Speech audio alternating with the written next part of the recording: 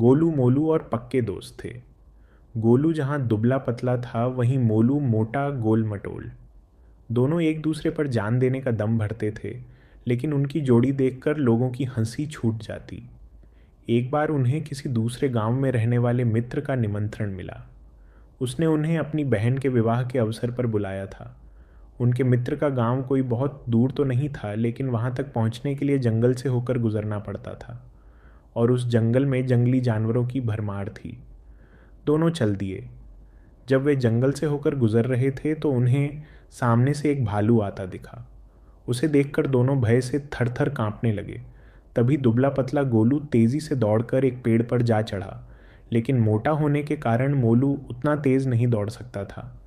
उधर भालू भी निकट आ चुका था, फिर भी मोलू ने साहस नहीं खोया।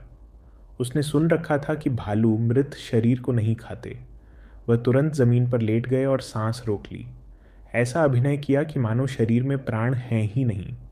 भालू घुरघुराता हुआ मोलू के पास आया, उसके चेहरे व शरीर को सूंघा और उसे मृत समझकर आगे बढ़ गया।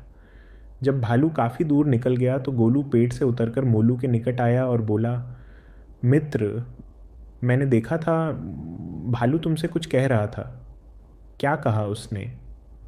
मोलू ने गुस्से में भरकर जवाब दिया, मुझे मित्र कहकर ना बुलाओ। और ऐसा ही कुछ भालू ने भी मुझसे कहा। उसने कहा, गोलू पर विश्वास न करना, वह तुम्हारा मित्र नहीं है। सुनकर गोलू शर्मिंदा हो गया। उसे अभ्यास हो गया था कि उससे कितनी भारी भूल हो गई थी। उसकी मित्रता भी सदैव के लिए समाप्त हो गई। शिक्षा, सच्चा मित्र वही है जो संकट के काम आए।